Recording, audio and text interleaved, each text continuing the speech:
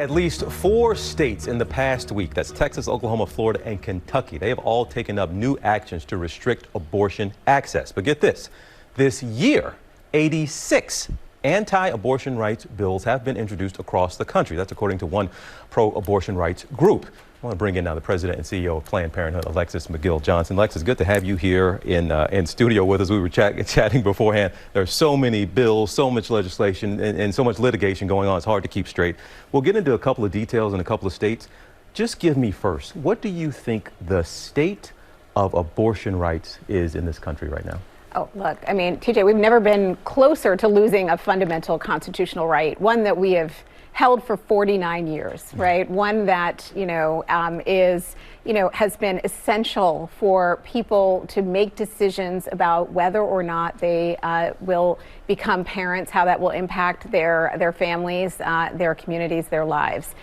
So it is devastating right now, and it is clear that all of these states are being emboldened by what they expect the Supreme Court to rule shortly. You say we've never been closer. You use a word like devastating, and some will say, okay, she's the head of Planned Parenthood, then of course this is her job to sound the alarm. Yeah. But tell me, give a little more context there for why you think this is as close as we have seen and gotten, maybe in particular because of the Supreme Court decision that's coming. This is as close as maybe we've gotten in our lifetime to seeing Roe v. Wade overturned. It is as close as we've gotten in our lifetime. And the reality is, look, I've just gotten back from Texas, so I can tell you what it looks like to be in a post-Roe world 7.5 months in. We have seen patients who cannot get out of state because they are undocumented, who are in foster care, patients who are victims of domestic violence, who literally cannot get access to the care that they need in state. We've also seen patients who are in hospitals with intended pregnancies that are no longer viable, whose doctors are afraid to provide the abortion care that they need to treat a miscarriage, and literally telling them, go home, until you get sepsis and come back. That's the reality. Those are the stories on the side of, on the other side of this is the most devastating kind of experience that we have seen. And the reality is the Supreme Court, I think, if you listen to the oral arguments in the Dobbs versus Jackson Women's Health Organization in December, was very clear that they supported the notion of of a 15-week ban and openly questioned whether or not Roe was correctly decided. So we're really close, not only because of the number of restrictions, which I think is actually closer to 530 that have been introduced this year, and the court is willing to back them. It sounds like I'm hearing in your language and in your voice, and I certainly read in plenty of places where people use the word like the court seems poised to uphold what's happening in Mississippi with the 15-week ban. Do you believe the Supreme Court is about to make a change and essentially overturn Roe v. Wade? Normally, I would always say you can't read the tea leaves of a court. Courts change over time.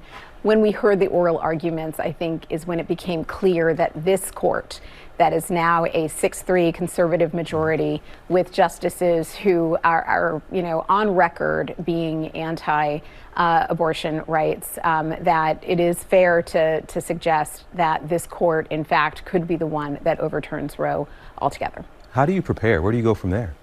Yeah, look, I mean, we have multiple strategies. We've obviously seen this coming for a number of years. This court didn't get here by accident.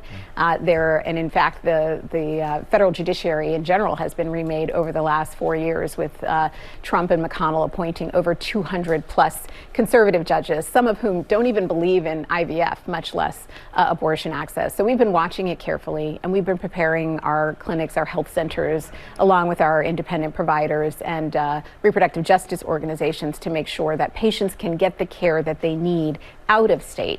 But that's not a plan, right? When you have 26 states, almost 36 million people who could be impacted, that's not actually a plan for securing abortion rights. And to your point there, out of state, given the ban that went into place, essentially says you can't perform an abortion after 6 weeks. That's the ban in Texas. Yes. But a lot of women there had been going to Oklahoma. They had been driving to Oklahoma, which is now passed, which is essentially an outright ban that is going to go into effect here shortly. What are you telling or advising women to do, which they are having so limited access? What is your advice to women right now? Because even on your website, you have a tab that says is abortion legal? You have a tab that Yes. people can tap to Right. find out. What are you recommending for women? So this is the point, right? The point with these bans is to actually sow the confusion, right? It is to stop access to abortion. It is to sow a lot of confusion for patients. And what it looks like on the side of that ban, right, is a patient traveling 1,000 miles out of state.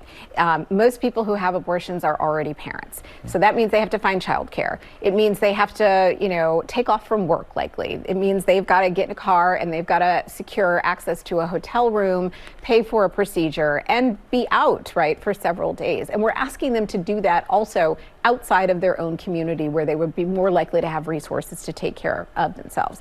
So we are helping them navigate, right? We have patient navigators that are working again with Planned Parenthood, with our other providers to ensure that they are getting the appointments that they need. And there are also abortion funds where patients can go. And so helping them navigate to get the resources they need and the care they need. And then, as the president of the Action Fund, we are also fighting back, right, politically, to make sure that people understand that their lawmakers are responsible for this, that their lawmakers are in the middle of this decision, and they need to hold them accountable. And Alexis, it's always important to note Planned Parenthood, we're having a discussion about abortion rights, but abortion services are only about 3% of what you all do, and you all provide all kinds of just valuable health resources to women. So that always, I believe, needs to be said for the work that you all do. Again, Alexis McGill Johnson, good to have you here in studio with us. I know you'll be back, and I know this conversation will continue. Thank you for having me. Thanks so much. Well, hey there, GMA fans. Robin Roberts here. Thanks for checking out our YouTube channel. Lots of great stuff here. So go on, click the subscribe button right over here to get more of awesome videos and content from GMA every day, anytime. We thank you for watching, and we'll see you in the morning on GMA.